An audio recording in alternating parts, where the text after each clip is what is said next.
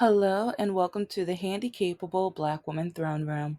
My view of humanity is a whole new tea. And today is going to be a gray sheep episode, especially after talking about Mr. No Heart several episodes in a row, and it's just I'm going to be talking more about Mr. Lakaki and other absolutely terrible dating nightmare examples. And also, I'm going to start back up with doing the dating nightmares game episodes and I have a few more, but it's really got to spill some petty tea. It's really interesting how this all started with my list of standards on two specific dating apps. I think it was November of 2022 after an absolutely horrid, embarrassing date where, and I mean, I've had a few horrible or terrible, bigoted, just men who pretended like they didn't care about either my disability or that they weren't bigots. You wouldn't believe how many men would literally tell me that is a woman's not supposed to have a business. A woman's supposed to only follow her man's orders. Or it's like if a man tells her not to work, she better not work. Or with my disability, a man would be embarrassed to walk around with me. And that since I'm quote unquote so pretty, I need to wake up and go to the doctors and find a proper doctor to fix me because I am supposed to have a husband. And there's so many more examples, but yeah, like when I keep hearing men say, or especially on different dating apps, either when they write me or on their profiles, when they say that they want a woman that will act right, they would want a woman that behaves. They want to make sure they find a feminine woman. But they don't understand that a lot of women have had to face so much where they have had to toughen up. They have had to wear the pants.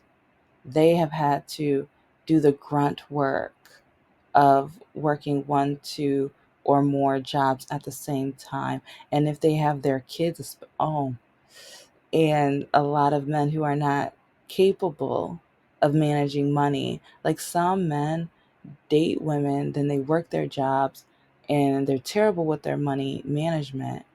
But then they get mad when they tell their woman not to work. But then when you dated her, she got her hair done once a week or every other week or whatever. But now it's a problem. You don't like that she gets her nails done, even though she did before you met her. But then you told her not to work. You told her not to get that career. And so, with a lot of men, especially like I keep hearing videos, and I'm going to get on this subject too, but this kind of leads, it's like these two kind of connect together in an odd way. But it's like, ladies, pay attention to how your man uses money. And I've mentioned this in other episodes, but pay attention. And also, it's like if he tries to tell you not to work, red flag.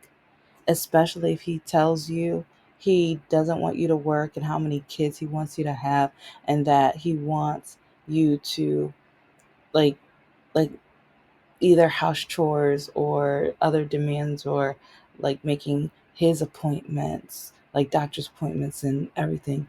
It's just, I don't know. Sometimes I just feel like, especially within Generation X, Y, and Z, some of these men are jealous of the past men because they had power over women, because a lot of women didn't have rights.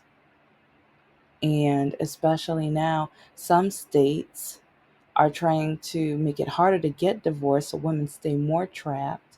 And now we're hearing from certain pastors how it's like their wives dealt with their cheating Their wives even ironed their clothes for their cheating. And some women dealt with it because they're like, we're going to have a good marriage soon. We're going to be. And then other past, like, it's crazy how I don't know when, like, even with my pastor, because there's a bishop and pastor, and the pastor is the bishop's son. Like, sometimes when he gives dating advice, especially after his divorce, he gives like red flags of what might have happened in their relationship. Because when he says that a woman is not supposed to ever argue with her man or disagree with her man, yeah. And then he did like a three B's that men want a woman. And he mentioned like a woman's chest and behind and her knowledge of the Bible. And he said, not books, just the Bible. And there was I think the body parts were one. I forgot what the third one was. This was like during COVID when he did this sermon, but it was just disgusting and degrading because then when he tried to say what women want from men, it was just like, wow. So you basically showed how chauvinistic, sexist, and just degrading men are from the three things that men want. But with women's expectations, it it was just it was much more mature, and it was kind of realistic, but at the same time it wasn't realistic to me because with the guy that I was just breaking up with, I'm like, he had none of those things. And then with Mr. Lakaki, none. Both of these men owe me money.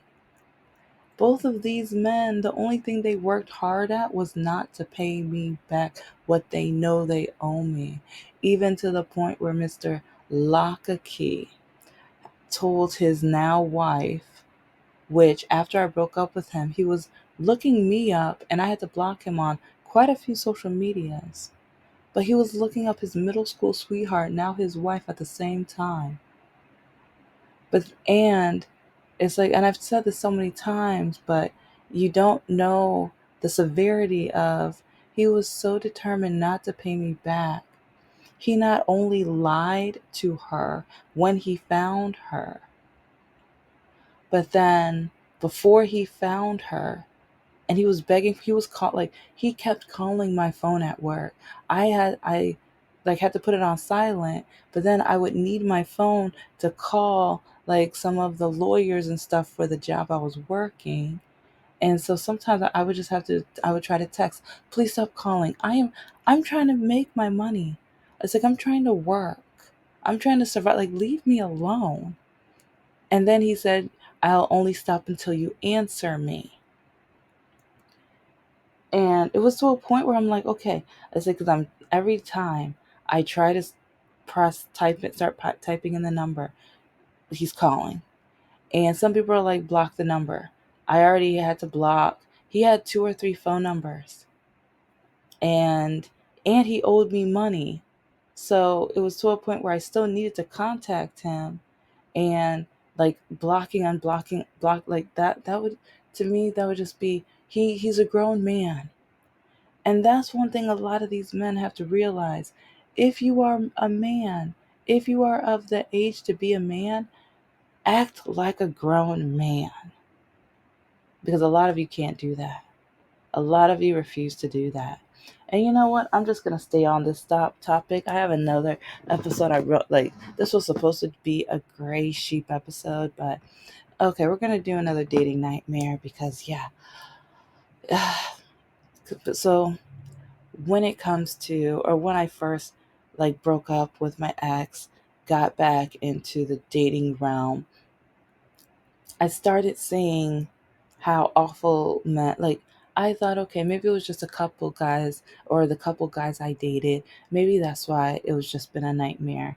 And one thing I was like, maybe, like, so many people say I'm so bubbly and cheery and giving, And I still think that's part of the thing that, and with my disability, some men, especially men who are highly insecure, like a lot of Republican men, like, oh, the majority of these Republican men that try to troll me on dating apps, they scream insecure.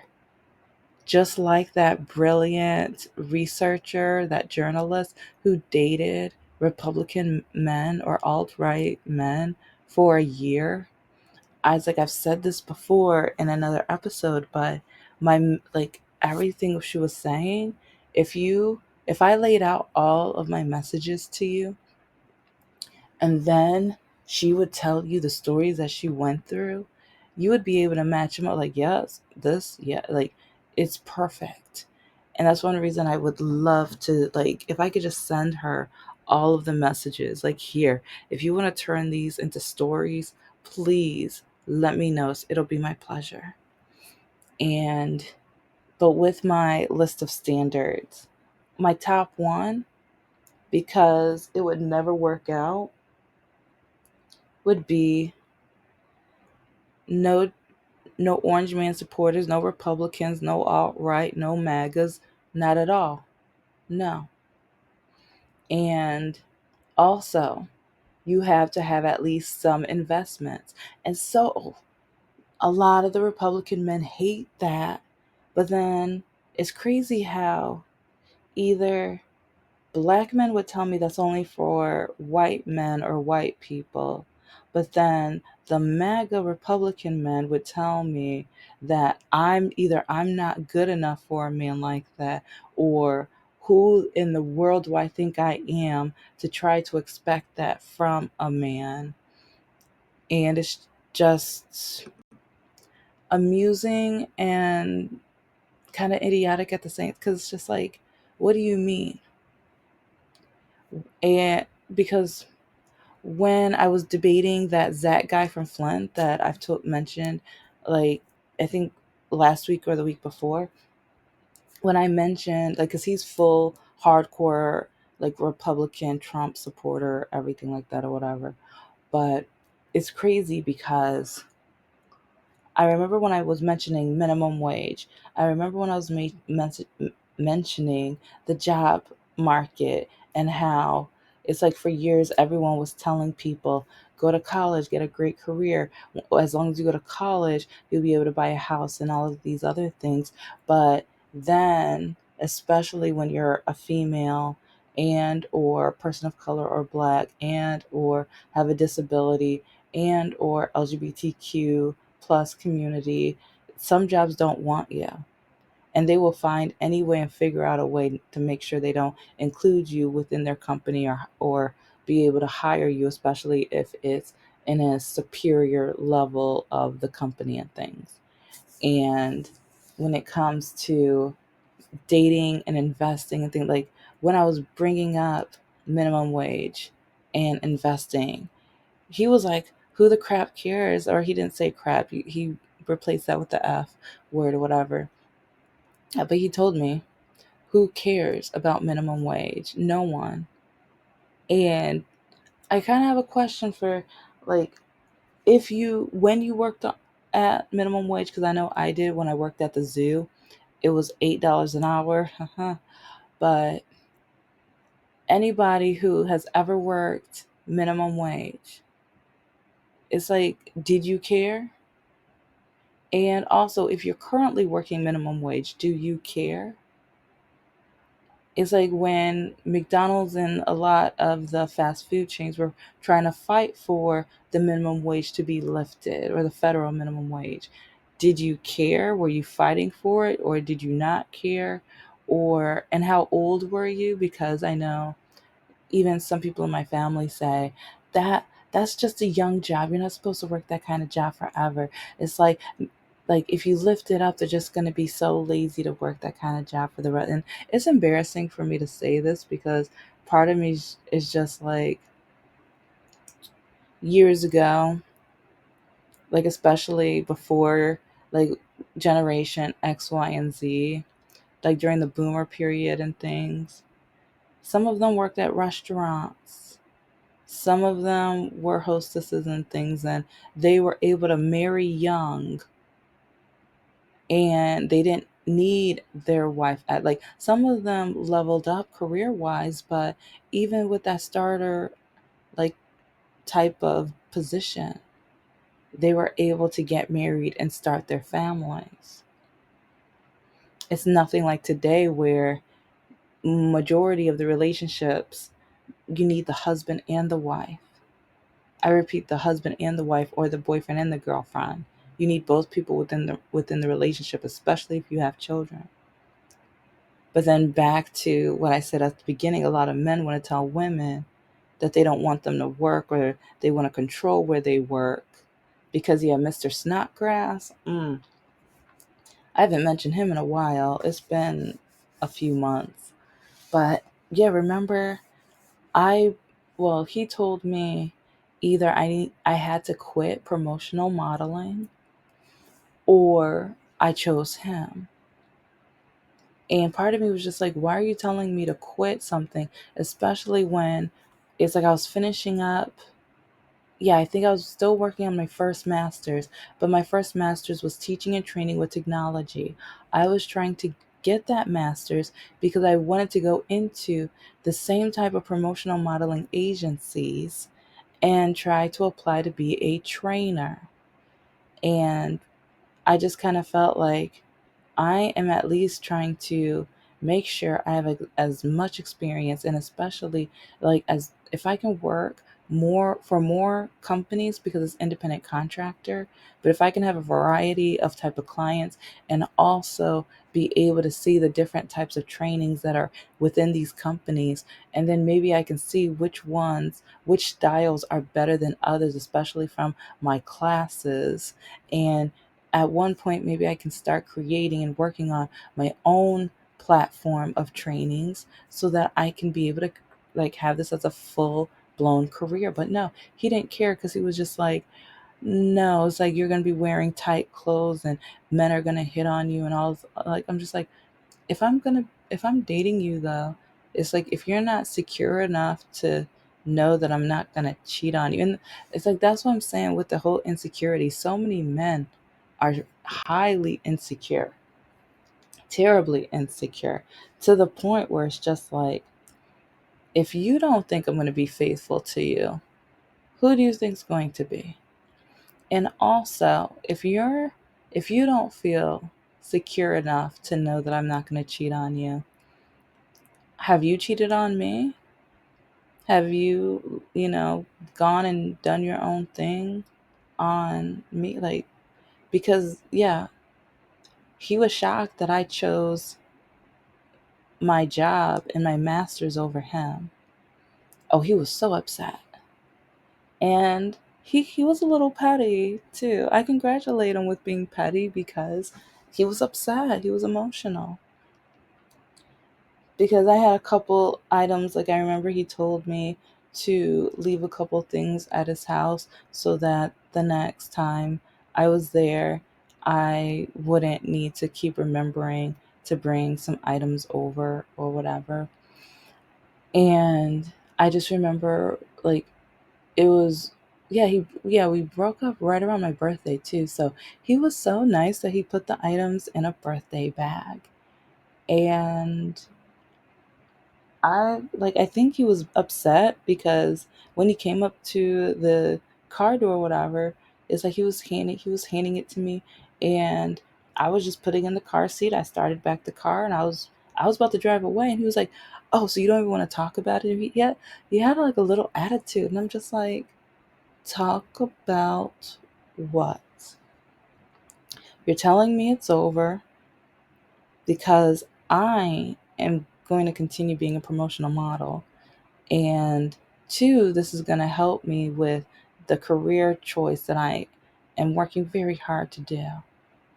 And three, this is the same guy where he was working for a sign company, but his parents were literally going to buy him his own.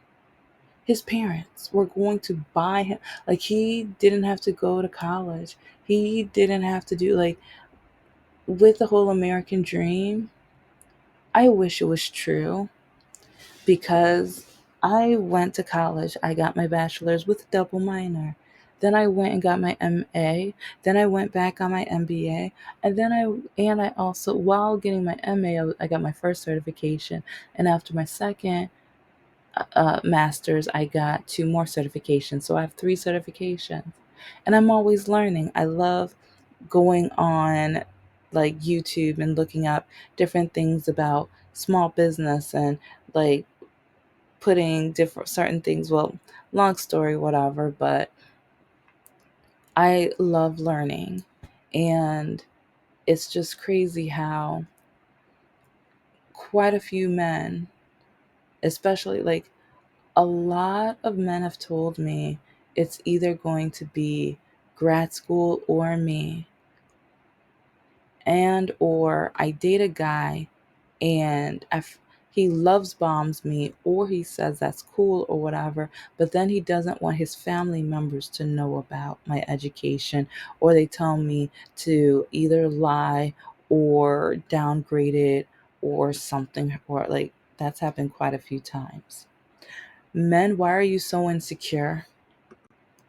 Why do you feel like you would have the power to try to downgrade a woman's hard work? Why would you tell a woman to either quit her job, don't work, stop, like, or do the type of jobs you allow, the types of jobs that you feel like you would have power over? Why would you do that? And then it's like, when one of the top reasons why couples get divorced is money. But then when a lot of financial situations happen, a lot of men want to blame the woman. But if you tell the woman not to work, and either, especially if she has a degree and she was working, but you told her to stop working. And it's enough, like, sometimes there are some exceptions, because especially like we need affordable childcare. That's one thing that we do need. And the present president is he's not helping in any way in shape or form with that. But I know there are some, especially some people, they try to blame some women for getting food stamps and different things from the government. But then when you look at their situations, it's when you compare the cost of childcare versus how much she makes, it's like childcare costs more than what she makes, but then she wants a better job, but then it's hard, like it's just a circle of, or it's kind of like a web of disaster. And I know these are a lot of examples all smushed together. It's just crazy how I've given up with dating and trying to marry or whatever, because I've realized it's not for me. And one reason with this whole episode, when I created that list of standards, I created it because after breaking up with Mr. No Heart and realizing all of the things he only pretended to love about me, but he hated about me, or he wanted to take advantage and use me, and then breaking up with him, and then talking to other guys, and how many of them hated that I invested. So many of them hated that I want to start like a job, or not a job, like start my own business. Some of them even hated, like quite a few men even told me, once you start dating me, you're quitting your job, or I'm not going to let you, like when I like teaching as an adjunct professor, oh, you're not doing that. And I would ask why. That's going to make me look dumb. That's going to make me look bad. It was like, I'm not going to let you try to outshine me. Do you know how insecure these men are out here? And So it's like with the investing, they hated that. They hated my education. Also, that I want to adopt and foster. It's like some of them, they tell me, I don't want you taking care of anybody else's kids, but take care of mine. Those aren't my kids either. But then some of them try to gaslight it and or try to make me feel bad or something. And I'm just like, they have a mother. And but I've already talked about this in other episodes and I will talk about it again. And the thing is, I used to like just do so many things from like exes or guys I was dating, kids and stuff, but came to a point where it was exhausting because they they hated me but wanted me to love and adore on their children. And it's kind of, well, you know what? Different subject for a different day, but a lot of men do not realize how badly they treat the woman until the woman leaves and then they try to blame the woman. But then when the woman has receipts and tries to show them everything that they've done, they don't want to hear it. They don't want to hear it. It's like many of them gaslight like there's no return, like there's no going back. Like they got their like they passed go and collected their $200, and it's exhausting. And so, yeah, I'm going to have to do a series on the children part because that's another reason why I broke up with Mr. No Heart. And I told you about the one guy who had kids, and I thought our relationship was going well until his ex girlfriend or the mom of the children literally tricked him to the point where I was home alone with the kids babysitting because he thought he had to go help her with a flat tire. And well, yeah, let's just say it got interesting. So I forgot what the like I never remember the titles or whatever, but yeah, go find that episode because yeah, she didn't know the kids were at the house. She thought they were at grandma's. So she literally thought she was going to come and try to harm me. Yeah, the good old days. Yeah, dating is but anyway, with like even with having kids and things, like men want it their way, and a lot of men, they're so insecure. Their egos are so inflated that they have to have everything their way. And they think that with a woman, our job is to allow that. Our job is to beg for them. Our job is to subdue to anything and everything they do, or want, or desire, or demand. And if we don't do that, then we have to allow them to cheat on us, allow them to hurt us, allow them to damage our mental health. Because again, yeah, that one pastor was like, "Oh, I'm just gonna like be with him until he realizes I'm a good wife or he's a good husband or whatever. I'm gonna iron his clothes so he can go cheat on." Like, no, I will never be that type of woman. And with my standards, it's crazy how so many men put me down and tell me that I will never be able to live up to those standards when those list of standards are everything that I already am or plan to be, because I'm not a foster mom yet, but I like everything else on that list.